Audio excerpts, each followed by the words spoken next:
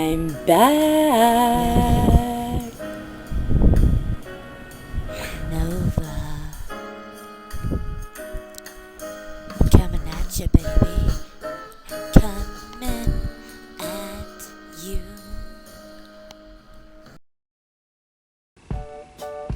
Hey guys, and welcome to Think Yourself Healthy.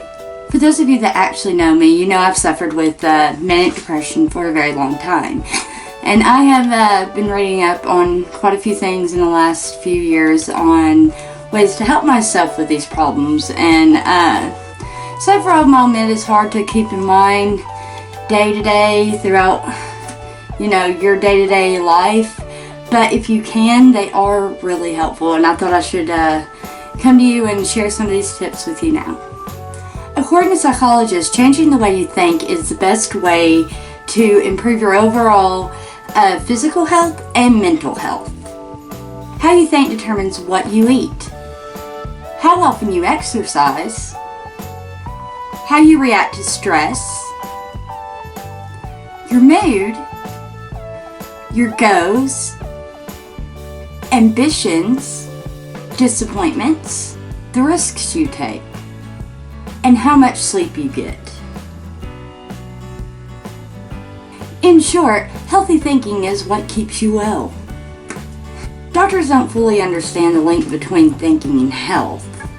To agree, with your mind, you can recover from surgery much quicker, reduce pain much more, and overall live longer. In 1969, Dr. Carl Simonton and his wife experimented with visualization in the treatment of cancer patients. Patients who were encouraged to imagine white blood cells killing the red blood cells lived comparatively longer than those who were not. Now here's a mental checklist for your spring clean. Basically questions to ask yourself. Number 1, if something is nagging you, find out what it is and deal with it. Take action immediately to resolve the situation instead of worrying about it. Number 2, avoid absolutes. Black and whites are polar thinking patterns. Life is full of gray areas, so filling it with what ifs, what if I can't, what if I don't, just isn't helpful. Be aware of all or nothing terms and generalizations like these which trigger negative thoughts. Number 3, do you expect the best or prepare yourself for the worst? Because you want to expect the best. You want to keep positive thoughts in mind. Are you beating yourself up for not being the best?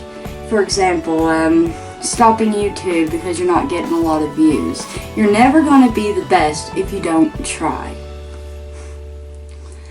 Number 5, when recalling past events, do you remember the good things or the bad?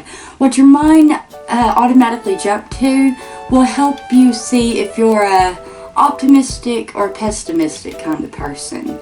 And that's part of the thinking that you need to change, and try to change it from a negative to a positive. Try to not concentrate on that bad thing that happened, but find the silver lining around the bad thing that happened. Number 6, do you believe you or another person is causing your feelings? While other people do trigger a reaction to cause certain feelings, it is up to you to change those feelings for yourself. Try to learn to ignore them. Try to back away from the situation if you need to. Your overall mental health is up to you and how you want to respond to the situation. This can be very hard. This is something I've struggled with a lot. But making yourself feel good overall, no matter what someone else is projecting onto you, is really, it's up to you. Number 7, do you give up or never start things because you're not perfect? A lot of people feel like they're forced to be perfect, and you don't have to be perfect all the time. That's something I touched on in another video. You don't have to be perfect all the time. And just because you're not perfect doesn't mean you're not going to be good at it. And quite honestly, if you never try, then you're never going to find out. So why not get out there and live this life that you have? Number 8, do you motivate yourself with your wants or by avoiding your fears? This is a very important thing to touch on, which is just something I'm doing now. I'm motivating myself by making this video because it's something that I want. And quite honestly, I also deal with anxiety when I'm in public, social anxiety. So YouTubing for me is another way to put myself out there and to try to deal with social anxiety. So that's a way to look at it. Number 9. Are you your own worst critic, or are you constantly thinking bad thoughts about other people? Something a lot of people get in a bad habit of is criticizing themselves or others too hard.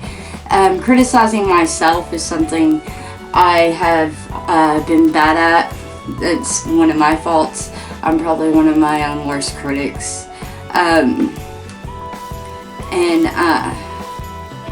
Being able to look at yourself though and seeing that in yourself and telling yourself even though you weren't perfect, you still did a good job, that's one of the keys to moving forward into a healthier state of mind and body.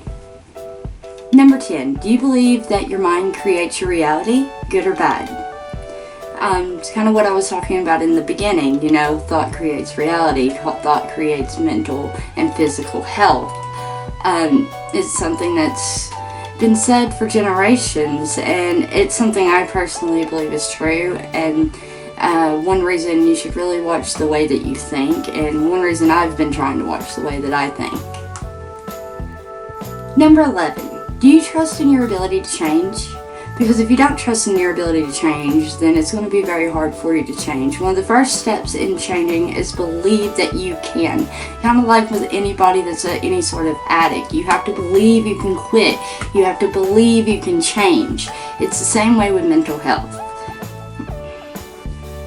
Number 12, and one I have not personally conquered myself, are you ruled by your past?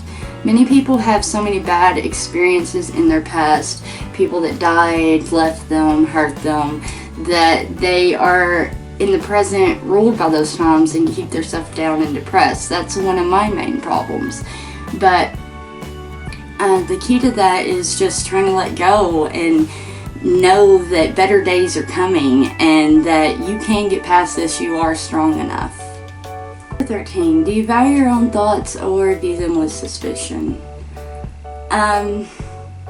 It's never bad to doubt yourself. I mean, sometimes you can be wrong. You shouldn't be completely full of yourself. But, you're not always wrong. You do have good ideas. You shouldn't be afraid to throw them out there because, they're not always going to be failures. And you're not perfect, no, but doesn't mean you don't have good ideas. 14. Can you enjoy leisure without feeling guilty or restless?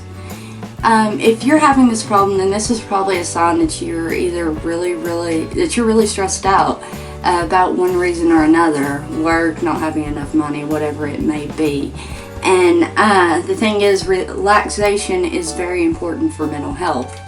And you have to be able to let yourself relax and take it in so that you can get back to the grindstone later. Number 15. How do you take criticism? There's a thing called constructive criticism, and a lot of people are just not able to take it. When you're in somewhere like the workplace or something like that, you're going to receive a lot of constructive criticism. And you have to know how to just take it in and kind of pick it apart, learn from it, and make yourself a better person from it. Because, not all criticism is constructive. Some of it is just plain out to be mean. And it's really knowing the difference between constructive criticism and just somebody being mean.